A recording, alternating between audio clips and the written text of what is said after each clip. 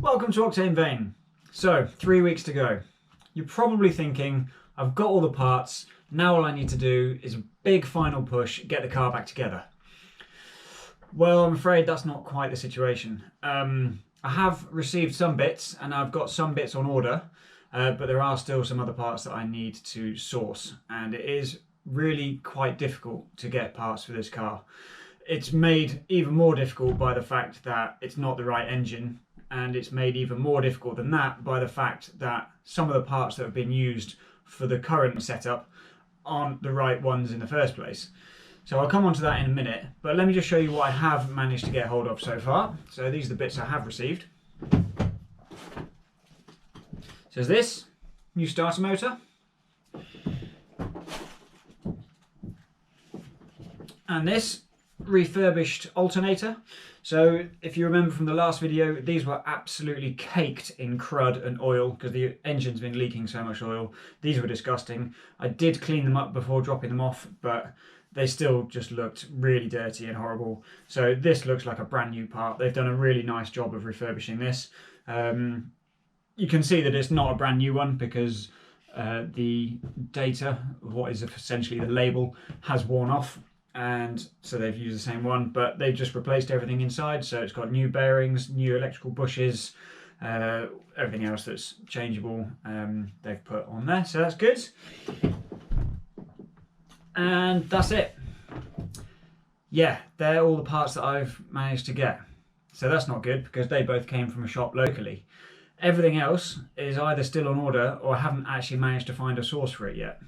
So I took Monday off work to ring round some of the specialists that aren't open in the evening to see if they could get some of the parts, and even they can't get hold of them.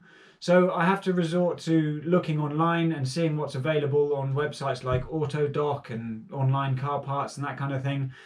And by the end of Monday, I did manage to place an order, and that should be arriving next week. But that was for 10 parts. I've got a list of 82 parts that I need for this car. So ordering 10 just isn't enough. Now, I'll go into why that took so long later on in this episode, but basically what it means is the Alfa isn't going to the Nurburgring. Now, I'm absolutely gutted by this. I've worked so hard over the last few weeks trying to get everything ready, get all the parts together, get the car taken apart, strip the engine down, get the head skimmed, and it just comes down to the fact that I can't get all the parts. Now, I am still going to go to the ring. My mate was always going to be driving his car kind of as a backup vehicle anyway, because throwing my Alfa together in such a short amount of time with so little time to test it, what I really wanted to do was have it back together for the 3rd of June, so I had a week to be able to drive it, take it to work, take it out for a blast in the evening, and just shake it down and check that it was going to be reliable in order to do the 1,000 miles to the ring and back. But even if I'd have been able to do that, my mate was still going to come in his car as a kind of backup because it's still an Italian car and it's still 30 years old, so who knows what could have happened. So I am still going to the ring. I'll just hop in with my mate and we'll still have a good weekend. We'll still catch up with the other Alfa 155s that are going, and hopefully I'll get some good footage of them going around the track and maybe even be able to get a passenger lap. But yeah, as far as my 155 is concerned, it's going to be staying put for now. But it's not all bad news. Although I am really disappointed it's not going to be going, it is actually a relief. So it's been very stressful the last few weeks trying to get everything together, and basically when one little thing goes wrong, you're just thinking, right, well, that's just even less time that I've got to work on the car because I've got to fix this. Like my 3D printer not working, for example, that really stressed me out because I just wanted it to work. I just needed those parts so I could clean the engine, and when it didn't work, who knows how long it's going to take to diagnose. And I really like problem solving. I don't mind it when things go wrong, but if I'm under massive time pressure and it just makes everything else much more stressful, then you start to not enjoy it. And the reason I do this is because I enjoy it. So actually, the decision that has been made for me, that the Alfa isn't coming to the ring, means that I can enjoy it again, and it's just taken all the stress away. So that's good. It also means that I can do it properly. I was going to have to cut so many corners and not even do some jobs in order to get the Alfa ready for the 10th of June. So one job that I wasn't going to do was rebuild the bottom end of the engine. I just don't have time. So I was just going to put the heads back on and not even take the bottom end apart. And on an unknown engine, that's really not sensible. So it could have caused me some problems on the journey. But this way, it means I've now got the space and the time to take that bottom end apart, take the pistons out of the cylinders, have a look at the rings, have a look at the bores, check all the main journals, you know, really do a thorough job and change anything that needs changing. Whereas before, I wasn't going to do any of that. I was just going to throw it back together and hope for the best, which really isn't the best way of doing it. So from that point of view, I am kind of relieved. So that means by the time the car is back together, it's as good as it can be, and I won't have had any reasons for cutting any corners. I won't have any excuses. It will be as good as I can get it. So that I'm really pleased about. So I hope you keep watching. I will still be covering everything I do to the Alfa. It's not going to be ready by the 10th of June. But I am going to take it on a big road trip once it's finished. So I'm not sure where yet. Maybe to Europe, maybe somewhere in the UK.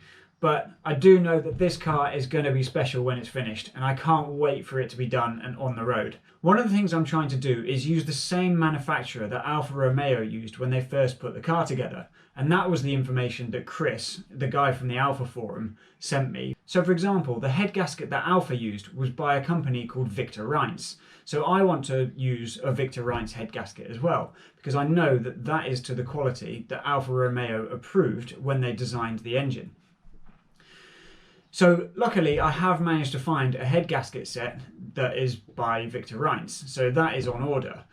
But I haven't managed to find the OE manufactured parts for other parts. Now the water pump manufacturer that Alfa Romeo used was a company called Dolz. I found a Dolz water pump for sale in Germany, but they can't send it to me because of Brexit.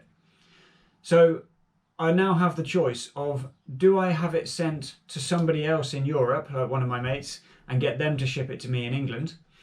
Or do I order a different manufacturer of water pump? Now, that's a tough decision because some third-party manufacturers are fine. However, a lot of the big names have been bought up by cheaper companies, and all they're doing is selling parts under those well-established names and selling poor quality parts. That's something I want to try and avoid, and that's why I've spent quite a long time trying to get the right parts. Now, one of the most difficult parts to get hold of is the clutch. So this is the clutch that I took out of the Alfa. Now, a clutch is made up of two main parts. This is a friction plate, and this sits on the gearbox and has these abrasive pads on either side. And this is pressed against the flywheel, which is attached to the engine, by the pressure plate. Now the pressure plate is bolted to the flywheel around the outside with these holes here. So when you rev the engine and the engine rotates, this pressure plate is also rotating with the engine, and this is in between the pressure plate and the flywheel. So when you press the clutch pedal in the car, what you're doing is you're actually separating these slightly. So this can spin, so the pressure plate can spin, and the friction plate is actually stationary because the car is stationary. When you release the clutch pedal, what you're doing is then increasing the pressure with these fingers here. These are springs, so they're actually compressed in place. When you release the clutch pedal, you're actually pushing the whole assembly together and making these turn together. So as you bring the clutch pedal up, this starts to rotate with the flywheel and the pressure plate, and it moves the car. So because this is an abrasive material, this actually wears out. Now looking at this is actually in a lot worse condition than it should be. You can see the surface of the pressure plate, where the friction plate goes, is all pitted and dented. Now that's a bad sign. That means that the clutch has been jumping and juddering and that there's something potentially wrong. Looking at the friction plate, it also has some pretty interesting marks on it, and it also looks like it's burnt, like it's been slipping quite significantly. There is a bit of a chip out of this side. That's not too big a problem, but it does concern me that this looks like it's been slipping a lot. When I first took this out of the Alfa, I didn't actually think it looked that bad, and that was mainly because it doesn't look that thin. But on closer inspection, other than the fact that it looks all burnt and scored, you can also see that there's not a lot of clearance to these rivets. So there's not that much life left in this anyway. However, this is knackered because of all the pitting and all the burn marks that are visible on it. That does need replacing. So there's been something fundamentally wrong with this setup. And the problem that I found is that this is actually not for an Alfa 3 litre V6. This is actually off a 2 litre Alfa engine. So it wasn't designed for taking the kind of power and torque that the 3 litre engine is giving out. And then the part number on this pressure plate shows that this is actually off a BMW. Now, I'm surprised that a BMW pressure plate would even fit on an Alfa engine, and I'm even more amazed that someone would even bother fitting it. So I'm a bit confused as to why this has been done, and it's just another thing in an ever-growing list of bodges on this car. Now, I'm hoping that the reason that the person who did this swap used these parts was just down to availability. Now, I've experienced this week that it is very difficult to get these parts, and everyone has said that they can't get a clutch. So that does point towards that being the most likely reason. However, I am a little bit nervous that there's something else going on. Like, I don't know whether the gearbox is from a 164 or from a 155. I can't find any markings on it. And it just makes me think, well, is it even an Alfa gearbox at all? And, you know, why are they using BMW bits? It's just another thing that I'm a little bit concerned about. Now, I don't think it is a non-Alfa gearbox, because this is the BMW part, the pressure plate, and that goes onto the engine. This is the bit that goes onto the gearbox. This has 20 splines, so this is definitely for the Alfa, but does ring a few alarm bells. So I just now need to find the right clutch. But as everybody's saying that they can't get one, my initial thought was, well, that's fine. I can get these parts refurbished, because you can actually send this friction plate off to a specialist and they can drill out these rivets, put new friction material onto it and send it back. They can even change the springs and just basically make this like new, like I had done with the alternator. So that would have been a nice backup plan if I couldn't find a new part. However, that's no longer a backup plan, because these aren't the right parts, and we can see from the surface of this that they don't work properly in this car. So yeah, so that's a bit of a problem. So I'm at a bit of a dead end with what to do about a clutch. I'll just have to keep looking. I think there might be some suppliers in Europe who can send me one, but again, I've already had the water pump people say that they can't send it because of Brexit, so might also have that as an issue. Now, the other part that I need is a control arm. This is the part number that Chris sent me, and he told me that FAI are the OE manufacturer. So if I put that part number into AutoDock, it actually suggests that part. It has it. It knows that it's an FAI part, and it's got the correct part number. So if I click on that, it brings it up. That is what I want. It's the suspension arm. However, it's not in stock. It says notify availability, and somewhere else it probably says currently out of stock. There it is. So what I can do is, if you scroll down, it has all the equivalent part numbers. So reference numbers comparable with the original spare part number. So this is saying that Alfa Romeo used this part on lots of different cars, and therefore you can buy a part from that car and it will fit yours. So what you can do is, if you just open all of these, some of them don't work, but if I just open a few of them, you go in here and it's giving you some of the parts that are actually used to make up that whole control arm. But if you scroll down, then this shows here's a Moog part. Just to double check that this is definitely going to fit my car, if you go into this, it should then cross-reference back to the original FAI part number. So if I just go back to the FAI part number quickly, it's saying for OE, so original equipment number, that. So 4645 6050. So if I now go back into the Moog part, click on here, it doesn't give me an OE number here, but what I should be able to do is get that number from here. So it was 4645 6050 isn't listed in this list. So why not? If it's an equivalent part, then they should cross-reference each other. And it doesn't. So that worries me as well. So then you look into the dimensions of this part. Is it the same? Is it all correct?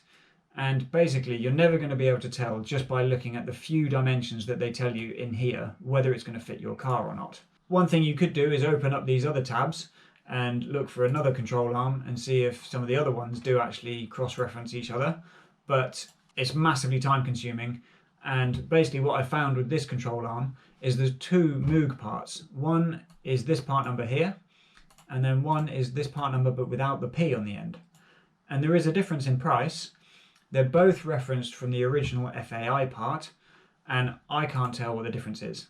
I did Google it. There's nothing to say what P means on the end of a Moog part number, and I can't tell the difference. Whether one's an uprated, is it performance?